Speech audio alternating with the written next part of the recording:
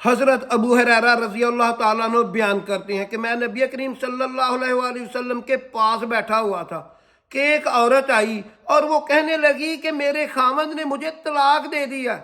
اور وہ میرے بیٹے کو لے جانا چاہتا ہے، جبکہ وہ مجھے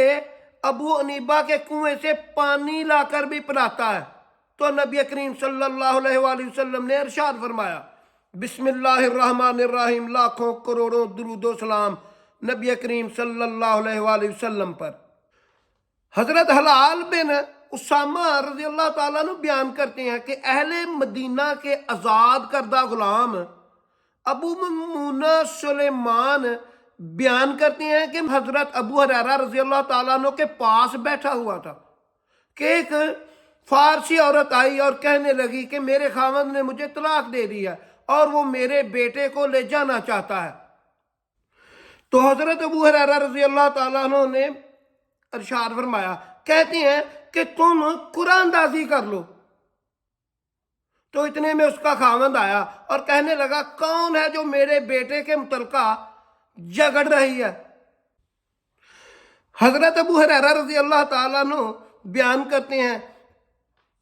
کہ میں نے کہا، اے اللہ، میں یہ فیصلہ اس لیے دے رہا ہوں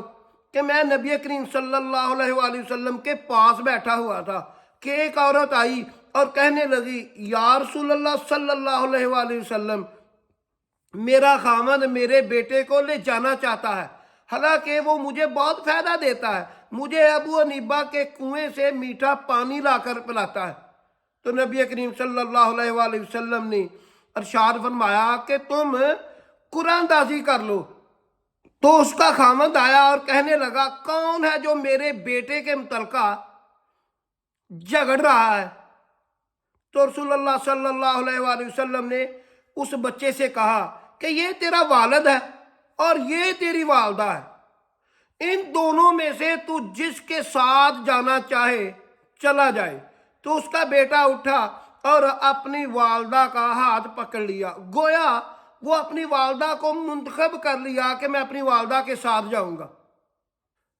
ایسی اچھی ویڈیو دیکھنے کے لیے میرا چینل ضرب الاسلام سبسکرائب کر لیں، بیل آئیکن کے نشان کو آن کر لیں تاکہ میری لیٹسٹ ویڈیو آپ کو وقت پر مل سکے۔